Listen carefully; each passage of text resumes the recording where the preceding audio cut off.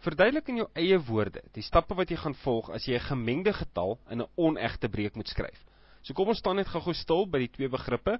'n Gemengde getal is 'n heel getal en 'n breek. Iets soos 1 en 'n half, 10 en 'n 3/4. Daar's 'n heel getal en 'n breek. Dit staan dan bekend as 'n gemengde getal. 'n Onegte breek het nie 'n heel getal nie, maar die teller, dit wat bo die lyn staan, is groter as die noemer, dit wat onder die lyn staan.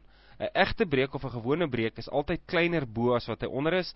'n Onegte breek is groter bo as wat hy onder is. So met ander woorde, as ons gaan kyk na 'n getal, sommer net om dan nou hierdie vraag te probeer beantwoord deur middel van 'n voorbeeld. Sê nou ons het 2 en 2 op 9. Dit is dan 'n gemengde getal. Daar's 'n hele en daar is 'n breek.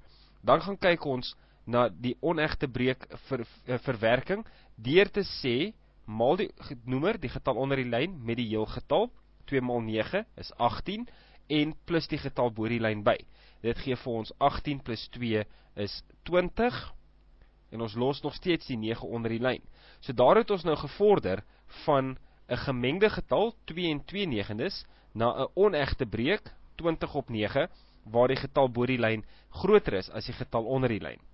Nou net om dit vir jou in perspektief te probeer stel. Kom ons kyk na 2 en 2/9 asof die 2 wat vooraan staan, die hele 2 pizzas was wat ons gekoop het. So ons het 'n pizza daar en ons het nog 'n pizza daar. Maar ons het eintlik 3 pizzas gekoop. Daar's nog 2 oor. En dit is baie belangrik dat jy sal oplet, ons het nie net 2 pizzas nie, ons het eintlik 3, maar van daardie derde pizza het ons toe gegaan en ons het 2 van 9 stukke al opgeëet. So ons het met ander woorde daardie pizza opgedeel in 9 stukke. So kom ons sê dis omtrent 9 stukke. Ons het hom in 9 dele gesny en toe het ons van daardie 9 stukke het ons 2 gevat. Of ons kan eintlik anders daarna kyk. Ons kan sê ons het 7 van hulle opgeëet. So hoeveel bly dan nou nog oor van daardie oorspronklike 3 pizzas? Daar's 1 hele pizza nog oor, 2 hele pizzas nog oor en 2 stukke van oorspronklike 9. So daar's 2 van die oorspronklike 9 stukke nog oor. En met ander woorde, ons het 2 en 2/9 van 'n pizza oor. Maar as jy nou gaan kyk na daardie 2 pizzas wat ons aan die linkerkant geskryf het, en ons sê elkeen van hulle ook in 9 stukke gaan deel. Sê nou maar jy het dit nou voor die tyd gedoen. Jy het jou 3 pizzas gekoop en jy het al 3 jou pizzas in 9 stukke gesny en toe van hulle almal is daar nou 1, 2, 3, 4, 5, 6, 7 stukke is daar nou geëet. Hoeveel 9des of hoeveel stukkies van daai oorspronklike 27 stukke wat jy gesny het, want onthou jy het 9 stukke daar gehad, toe het jy nog 9 gesny, so nou het jy 18 stukke, toe het jy nog 9 gesny, so jy het 27 stukke van daai pizza gehad, nadat jy hulle al 3 in 9 stukke gesny het.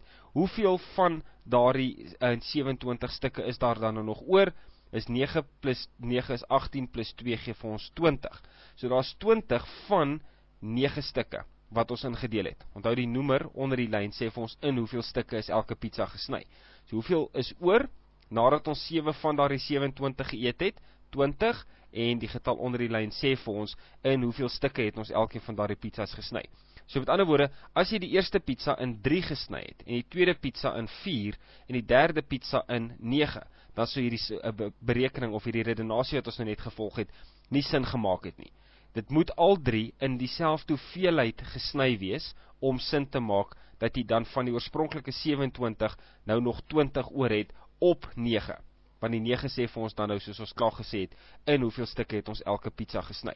So die tegniek om van 'n gemengde getal na 'n onegte breek te skryf, baie maklik, is eintlik maar net om te sê, vat die getal onder die lyn, en ek maal hom met die hele wat vooraan staan, en ek plus die getal bo die lyn daarby, skryf dit bo die lyn neer, en skryf net die getal onder die lyn nog steeds neer, en dan het ons 'n onegte breek.